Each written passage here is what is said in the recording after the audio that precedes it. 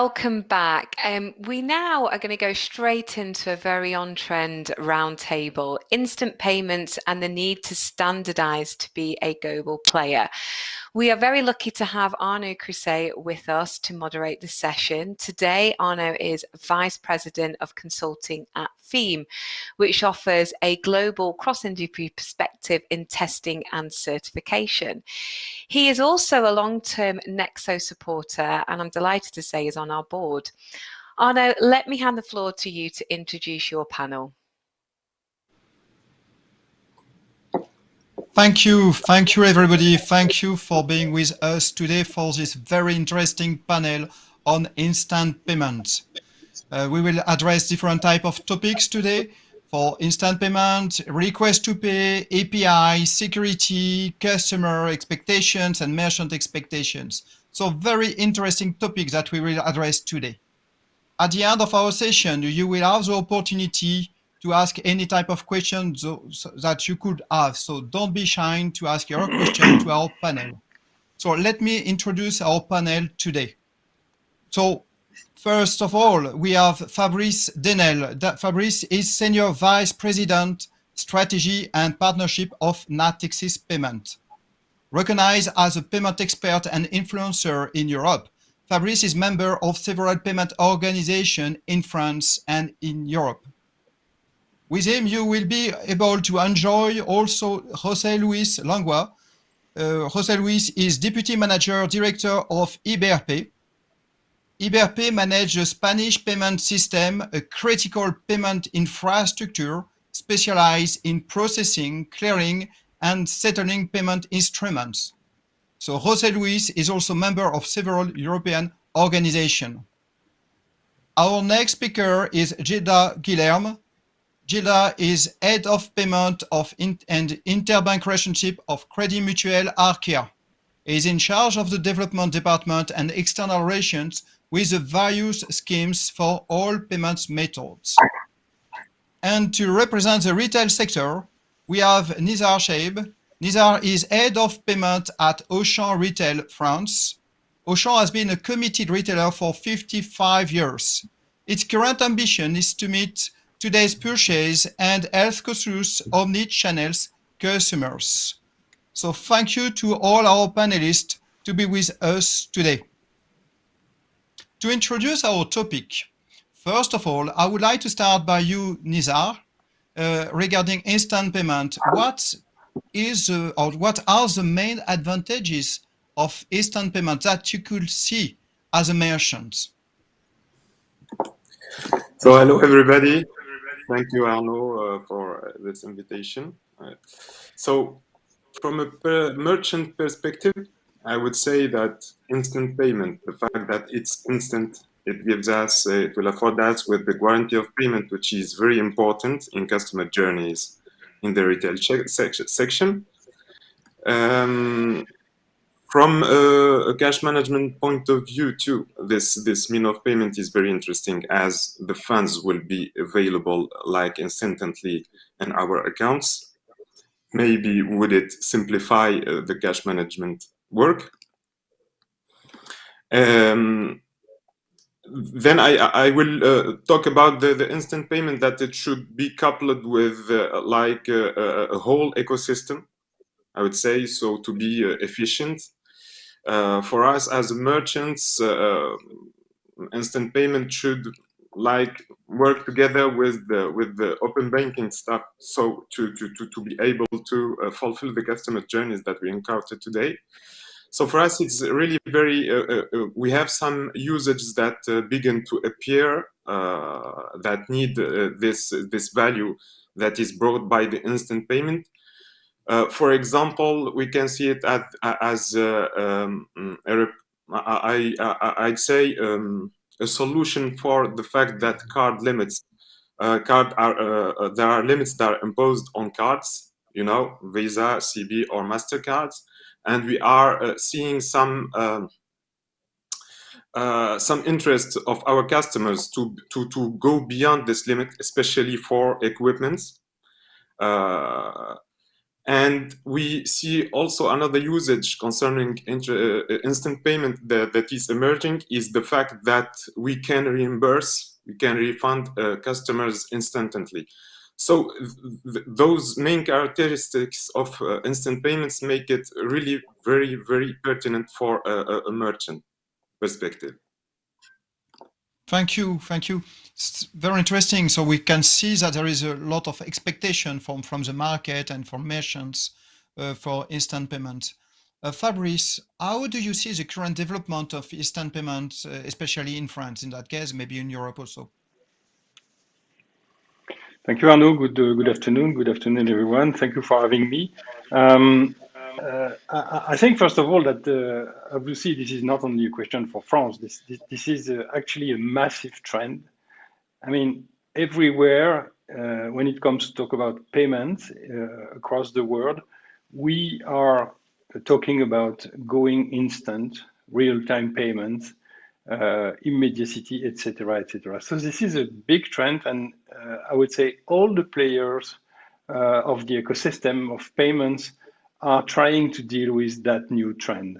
Let me just one or two examples of that. If you look at what let's say the biggest players, I mean, some of the biggest players in payments across the world, like Visa and MasterCard, look at their investment in the recent years. They have invested massively in something which is not their core business or was not their core business, which is card.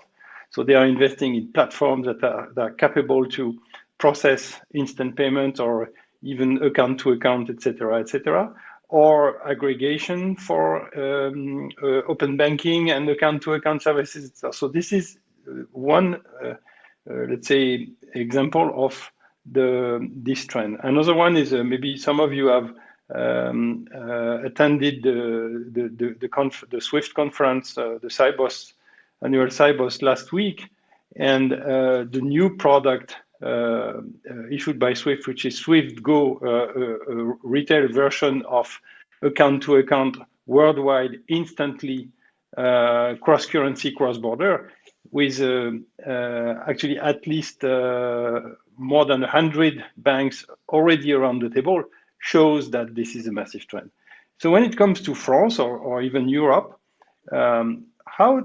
where are we?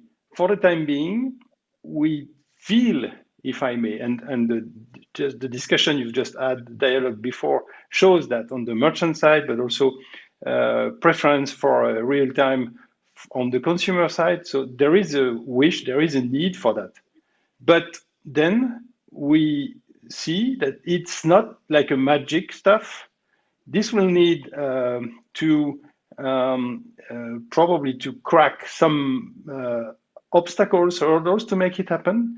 And then if you take a look for 1 minute at what PSD2 brought, when PSD2 was entering into force, a lot of people around the ecosystem, consultants, firm, regulators, they said, well, now it's done. We will have initiation of payments, and obviously initiation of instant payment will solve the problem. This will become the new normal. It was like 3 years ago. But actually, nothing happened. Why? Because in my view, there is a massive lack of standardization. It's the user experience is not that good. The way to make it happen between different couples of players, I mean, one side of the market and the other one are not standardized at all. So at the end of the day, if you are a player that would like to invest in XYZ priority, you probably say, instant payment is great, but I will wait until the standardization comes. Otherwise, I will take the risk to invest in something which is not mature enough. So this is coming into France, like in the other areas of Europe and the world, but still a long journey to make it happen.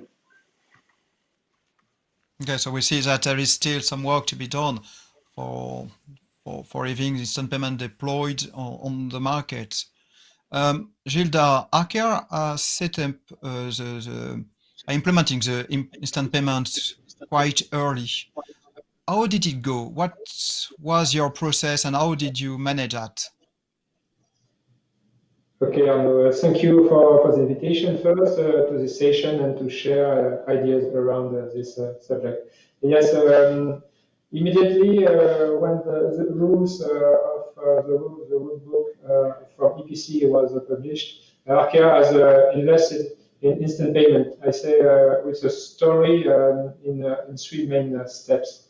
For the first one, step one, like Fabrice said, implementation first in the sense of EPC in a French domestic implementation, meaning each bank implementing it in a restricted perimeter. In the first period, three years ago, in France, BPCE with Fabrice and Arca were the first initiator of the movement. To be more concrete, this is the transition for us from traditional SCT to SCT-IP and to initiate a discovery period. This was an important implementation. It's a question of moving from D+1 to D+2 mode to real time, which is much closer to electronic banking. It's almost real time, 7 days a week, which is why the resilience of the platform is so important. Resilience is a very important word around IP, instant payment. But it was not just the processing, it was also necessary to move to real time in all the system. The bank core system. Thus, it's also important to have real-time imputation and real-time management of account balances. It was not so easy for all players, all stakeholders, this problem of real-time management of account balances. This is the first step. Step two, second step is the expansion both of the RAR and of the offer. The different stakeholders try to increase the interest for customers to use IP. It's a question of going beyond the domestic market, so beyond France. This is the expansion for, in my opinion, of the European cross-border offer in the SEPA zone, because for the step one, we were using STEP, the French routing and major platform, and for this step two, we go through ABR clearing and they offer RT1 system, real-time one. And the end of this step, we complete with ECB tips offer with end date of November 2021 and the obligation to use this year tips for interbank settlement. This the end of the story, not the end, but the third step. This is the domestic becoming truly European. And like Fabrice, I can say for Arca, SCTIP is for us the new normal now. Okay, so you already deploy it in France and so now beyond France to address also Europe. And talking also about Europe, José Luis, the Spain market has also deployed the instant payments, at least on the domestic level, but maybe also at the European level. How is the development going on right now in Spain? What is the current situation of instant payment in Spain? Thank you very much for your question. I would say that we have exceeded all expectations with the instant payments.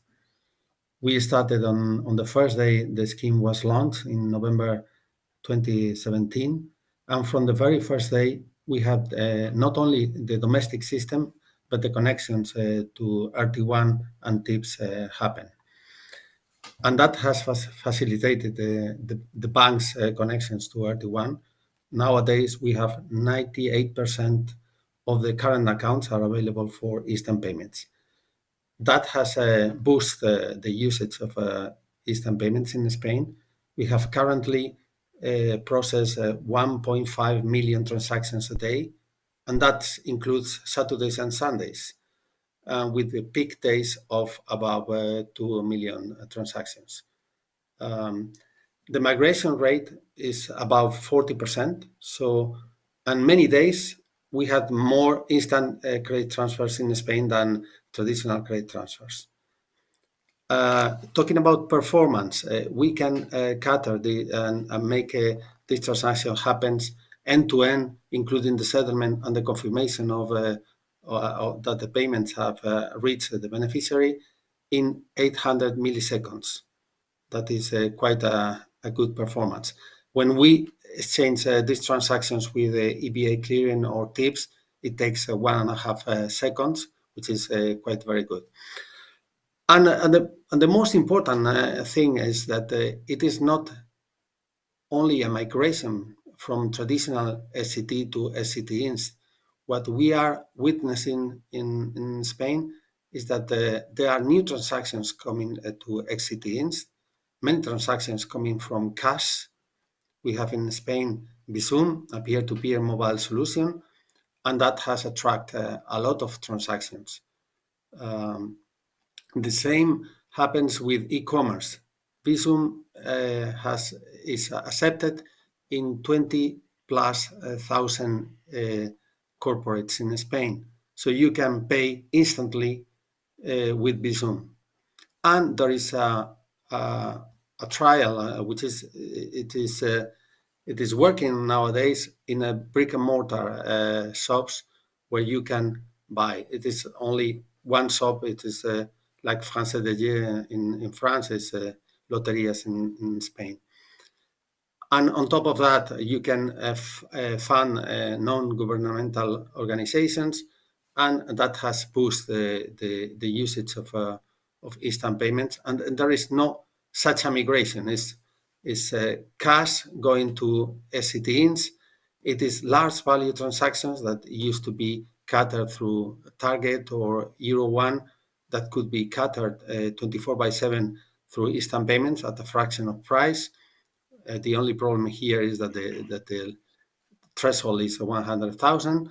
And then the newest frontier is, as you have mentioned, is cross-border payments, where instant payment solutions can facilitate the transaction happens because there is no problem of overlapping working hours between Australia and Europe. We can make the transaction happen 24/7 any day of the day, any day of the week. So this is the new frontier, and this is I hope that GPI Instant, GPI Go, Nexus, there are some solutions on the pipeline, and they are all based on instant payments. Thank you, José Luis. So we can see that there is a lot of development in progress. But Fabrice, previously you mentioned that we still have some difficulties or some aspect to take into account to have a real and concrete deployment of instant payments.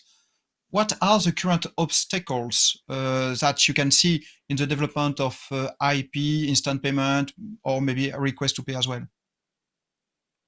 Yeah, I think we still have some work to do to make it happen. I mean, to make it massive, because for sure we have some volumes on certain use cases that it was mentioned by my colleagues on the panel. But if you want to make it massive, we need to solve some problems.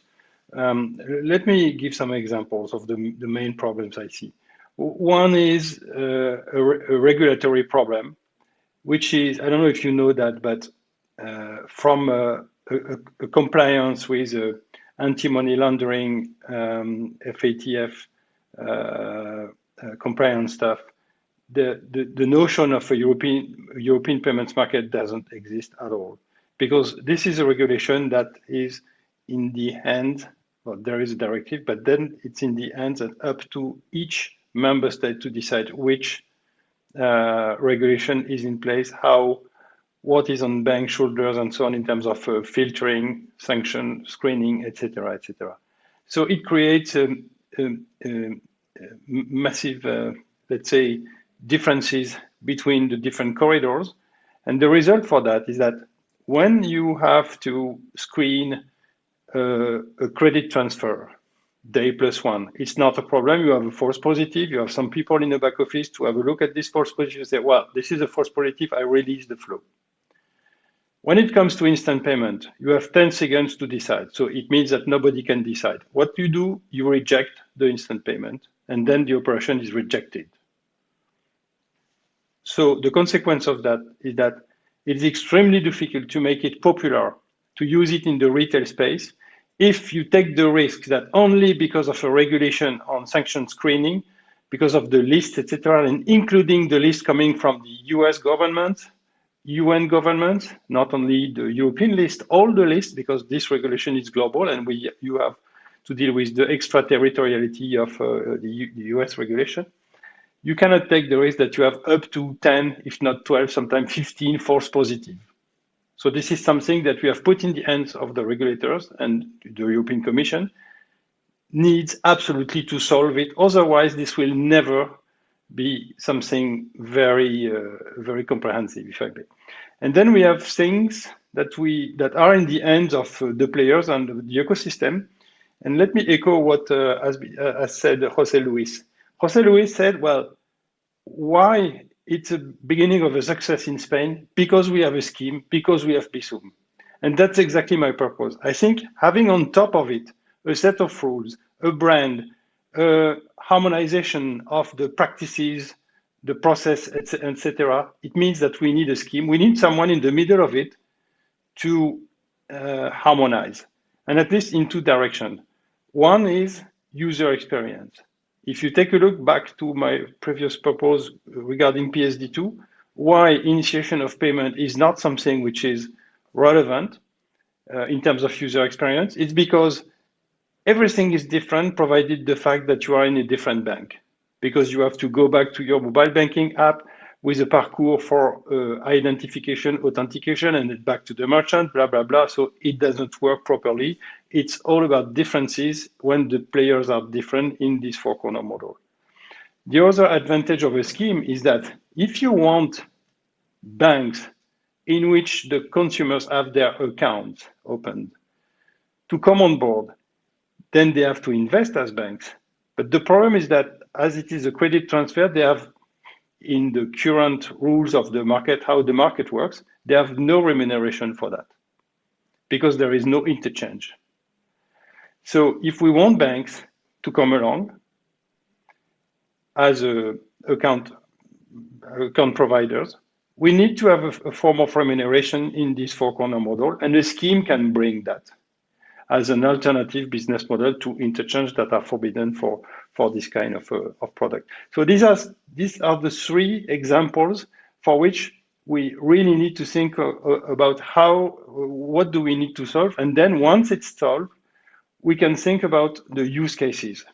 And we will see that there are many use cases in the B2B space, and I'm pretty sure that, as Nizar said, this could be a revolution for cash management, for example, for sure, or e-invoicing payments, but also in the retail space, P2P, P2Pro, even in e-commerce, and probably long-term, maybe, in the brick and mortar, even if I have a doubt that paying a baguette of bread with an instant payment, I'm not sure this is the best way to do that with contactless card. It works perfectly well too.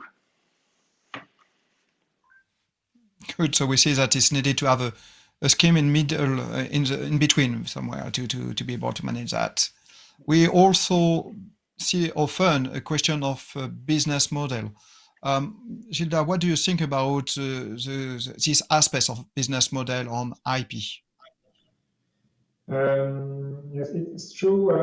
For the moment, we cannot compare the card business model and something around IP, because IP is it's a new model to be invented, to be imagined. It's not. We just have. We can say we just have the basis, the rule book of the EPC, but we have to imagine different things, different offer around IP, and we have to find like for card, the historic card business, an IP business model too. For Arcea, it's a clear decision to start on real time and free mode. So today, IPs are not charged as soon as they are on basic services for retail customers. In fact, Arcea has taken a proactive approach to this issue. Thus, if the destination bank is reachable in IP, Arcea proposed to switch automatically from ECT to instant payment for free for retail customer. Like I say just before, it's for us the new normal now. An example for a complementary service in relationship with usual card offer services, the possibility to add insurance to a payment with IP. So we try to have the same approach between card and IP, but we have to invent a business model. For the moment, there is no real business model in the interbank place.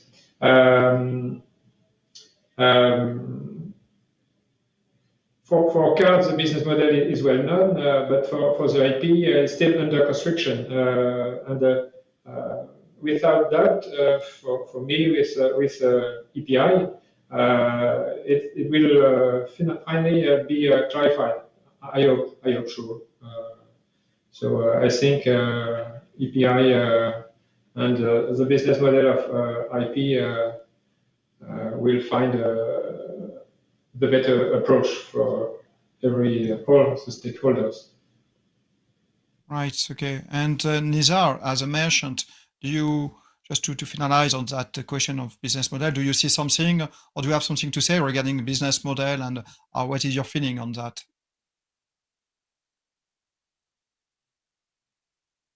Nizar, we can't hear you. Yeah, sorry. So I would be pragmatic on this. For the first experimentation that we are dealing with for the moment, meaning making a customer paying via QR code on our cash machines, we are seeing a behavior that the customers are really amazed about the fact that they are charged a fee. They are not accustomed to that because, the card network makes it free for the customer itself. So there is a lot of education today to afford to the customer in order to make this kind of payment very popular. So the solution that we have found for that as retailers, that we are focusing on making instant payments on large amounts. It's like we are replacing the use of the checks for this. Why large amounts? Because it's the way that we found today to absorb the fees that is applied to the customer. We think that it would be harmless for him if on like 2000 like payment he will be charged like 70 cents. It will be okay for him. But yeah, we see that it's a real break, the fact that the issuer bank charges its own customer. And there is a very interesting point that has been raised by Fabrice, and it's very important. The fact that in this ecosystem, I think there are a lot of players that are playing a concrete role. And for that value that they are bringing, I think they need a share of the value that is created by the customer. I think like being organized by a scheme that will bring rules, harmonize all the working for the fees, the standards, the protocols. I think this is central, and it's not only a technological stuff, it's organizational one. And this is the way that will make all the players federate around the instant payment to make it massive. I think without this, without a scheme-like approach, it will be difficult to see instant payment being universal. So this is really a pain point for us as merchant to see the fees being charged by issuing banks. Okay, thank you. Also, in addition of IP instant payments, there is sometimes another topic that we can understand or heard on the market. It's regarding the risk of fraud or the security of instant payment. Jose Luis, how do you deal with this type of potential risk in Spain?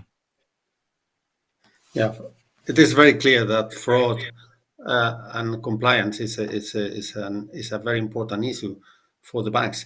And at the beginning, they were very worried about this, but the fact is that there is no increase on the fraud levels because there are instant payments. What it is true, it is that when the fraudsters take the credentials of a banks, they use instant payments to move the funds. This is a fact because this is very convenient, very works 24 hours a day, and it is very easy for them to move the money to many mule accounts, and from these mule accounts move further the money to other accounts. This is happening. We as a clearinghouse, we can see the whole process. We have the complete picture of what is happening, and we can provide the banks with information tools to stop this fraud and to identify a mule account. So there is always a balance between security and convenience, and also between the speed and compliance. But we are here to help. The world is certainly going to real time, and there are real time tools that can prevent and stop fraud, or at least prevent fraud to be happening. So it was a big concern at the beginning. It is not a big concern right now. Okay, that's clear. At least it's not a concern in that case. At the beginning, you mentioned that in Spain you have developed Bizum in terms of customer solution. Gilda, on your side, how do you develop in Erkia the offer for the customer? Archaea participate to a PayLib association, so the development of the IP offer was done with PayLib also, and with the special P2P service for payment between friends, paiement entre amis in French.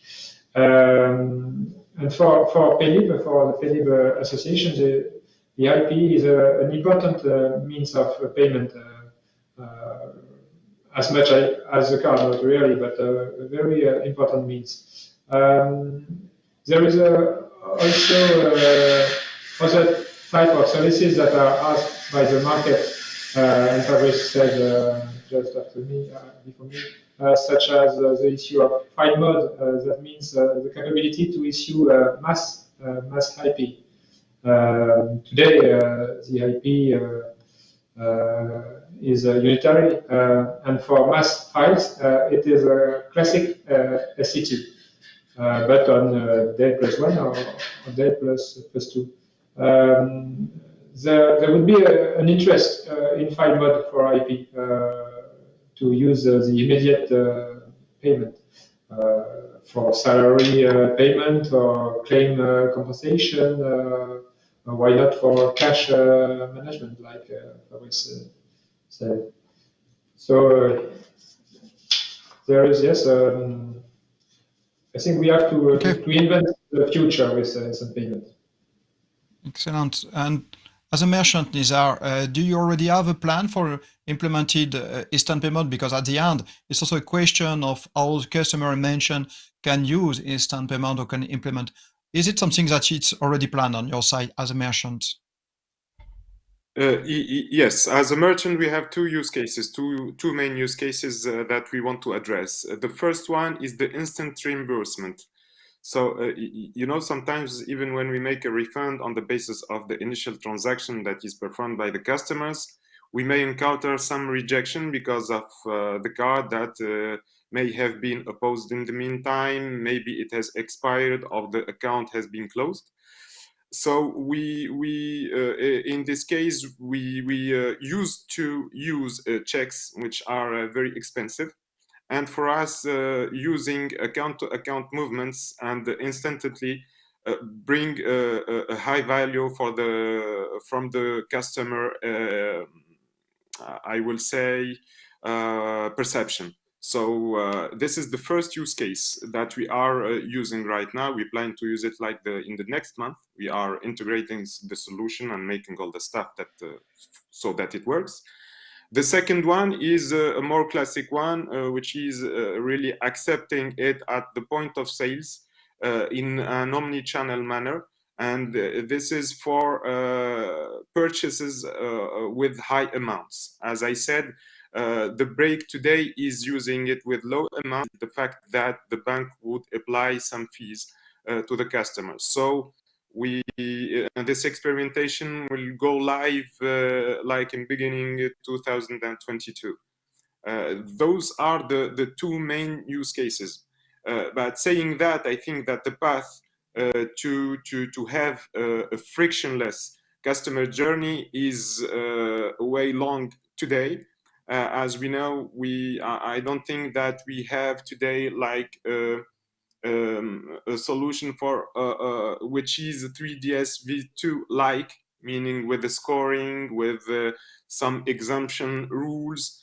And the thing too is that authentication delegation is not something that is very spread out in the European area. So there is we do not see initiative to make integrated customer journeys, so to make them frictionless and simple.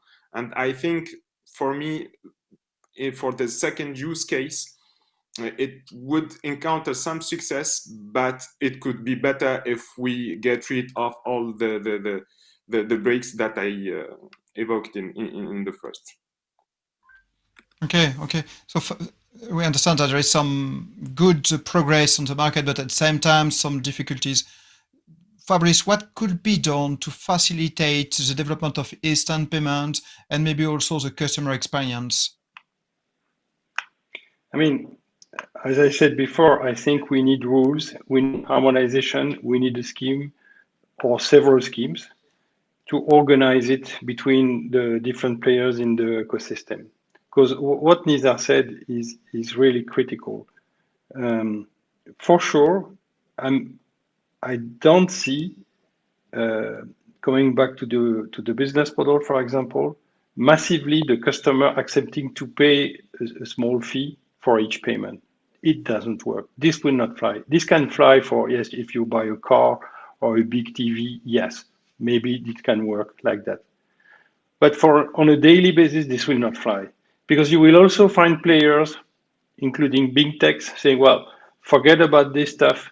Come along with me. This is for free. And then we have a problem. In terms of user experience, again, this is all about harmonization.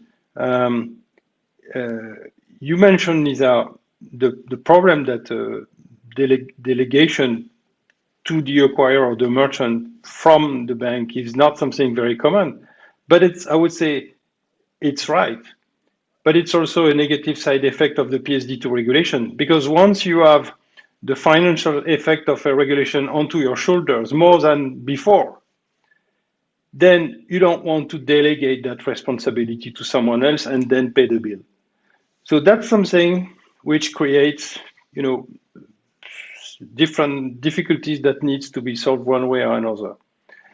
And last but not least, we also need rules so that we can become very relevant at the point of sales to say, well, when you have a card today, A card is very simple.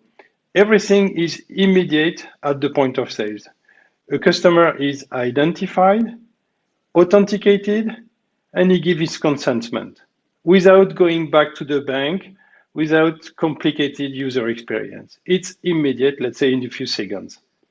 For the time being, the rules, the way the instant payment is implemented and done, and even the standard, is not like that. You need to go back to the bank, and then you have question of what is the protection on the consumer side, the merchant side, etc., in case something goes wrong. All of that needs to have rules and to become, let's say, something common, relevant, set up by different schemes, different brands, probably in the ecosystem. I think it's possible to achieve. I'm not negative at all, but I think payments are all about culture, long cycles. Even if digital is accelerating these cycles, this will take time because we cannot solve this in a few months. This is, as I said at the beginning of my speech, this is not about magic. This work has to be done. Okay, so there is still a need for rules and maybe also for standardization in that case. Maybe, Gilda, what do you think about the need to standardize or to have a standardization and maybe also to standardize a merchant to bank relation?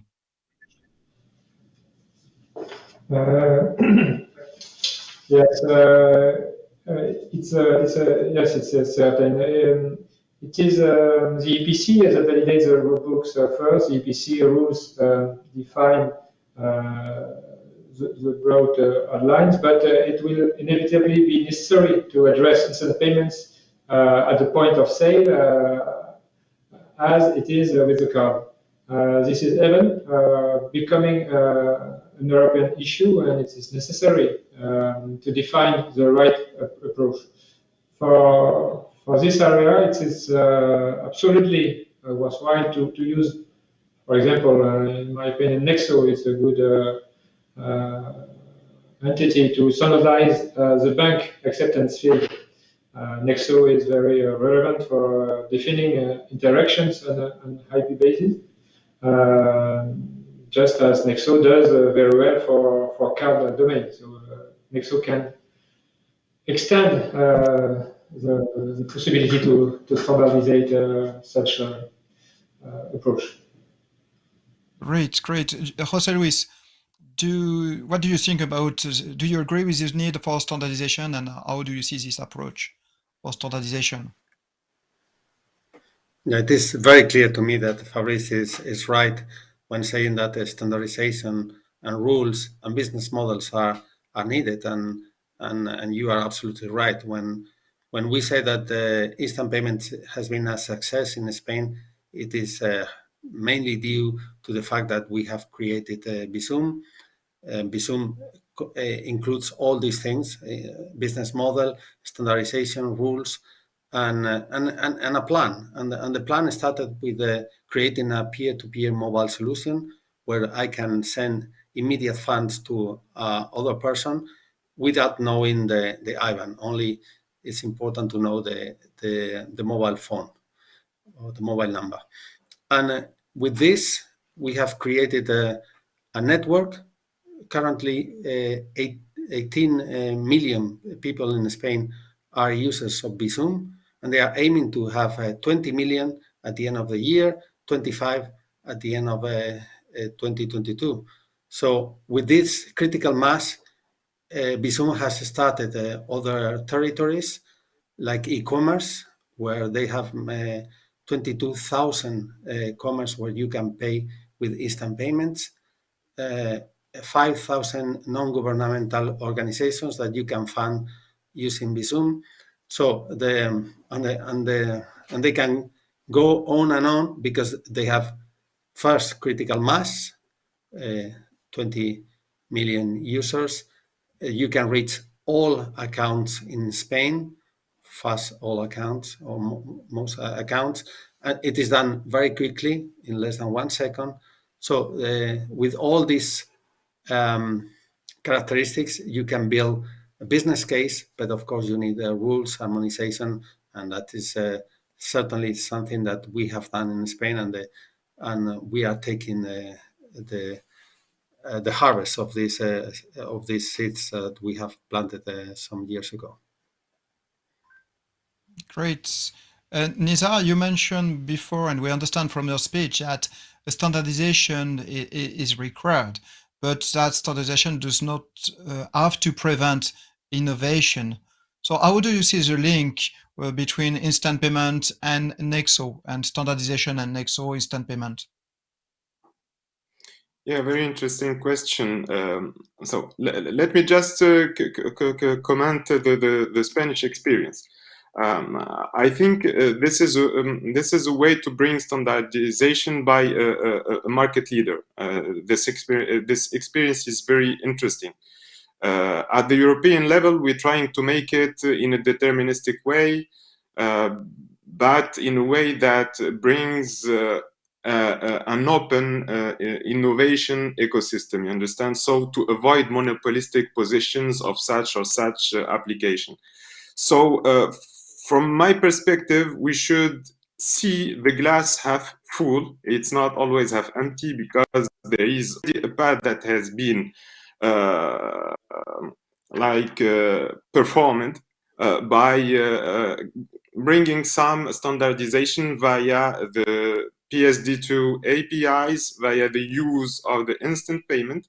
So we have, like, even though we are not 100% standardized, but we have some prerequisite. And I think that we should build upon what we have already achieved with all those European initiatives. My caution is, let's standardize, let's harmonize, but keep it open. Not bringing like a final solution that will solve the problem. Avoiding a fragmented ecosystem does not mean having a one and only payment methods that is based on SCT. And from my perspective, and this is very interesting for Nexo standards, is that the part that has not been standardized yet, or in the open API plus IP usage, is the acceptation point. I think there is something to do between the point of sale and the junction with the open API or the PSDT API side. This is where we should focus to enhance the customer journey, I think, and we should make it more stable, more reachable, in terms of technology. All the architecture should be reliable, performant, stable, and I talk about IP and PSD2 APIs. Good. So the standardization is not only for IP itself, but also for API to be also standardized and to provide more convenience for the different services, as you said. Before to go to the Q&A session, I would have a latest question to you, Fabrice, regarding the need for standardization, the subject of standardization. What could be your conclusion of that type of need?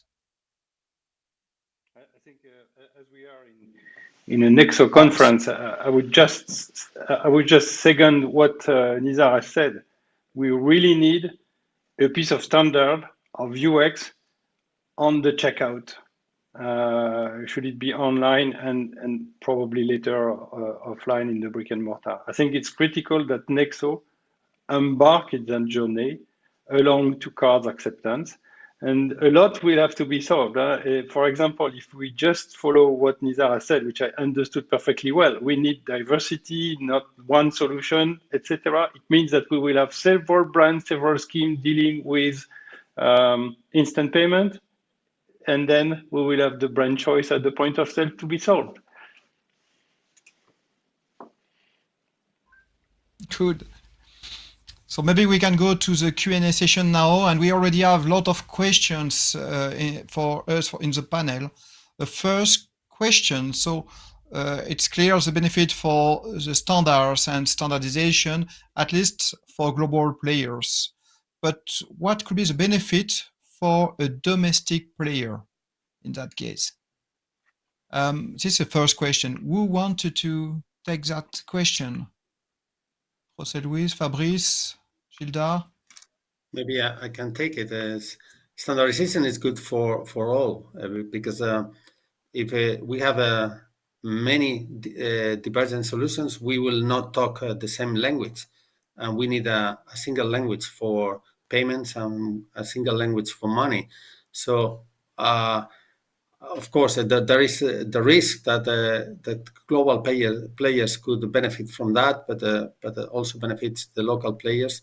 We shouldn't fear the competition between small local players, which are more agile than the with the play or competition with the big international players.